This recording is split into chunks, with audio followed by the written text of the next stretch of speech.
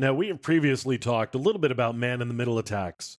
We've talked about them in the context of the specific tools that you can use to perform man in the middle attacks. For example, ARP spoof, where we are spoofing the MAC address. That's a man in the middle attack because what I want to do is I want to place myself, my device, in the middle of any communication stream. So we've also talked about EtherCap. We're going to do a unified sniff, which is going to open up some other options for me. So unified sniff, I'm just going to pick ETH0. Now here's where the man in the middle attack happens.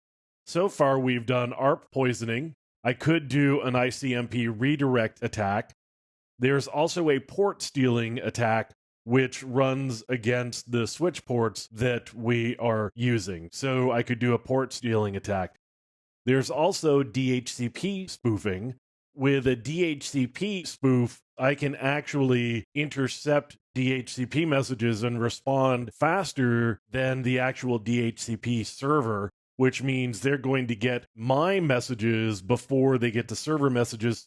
So they're going to pick up the IP address that I want them to have rather than the DHCP server. So I can do DHCP spoofing and actually do a man in the middle attack using a DHCP type of attack as well.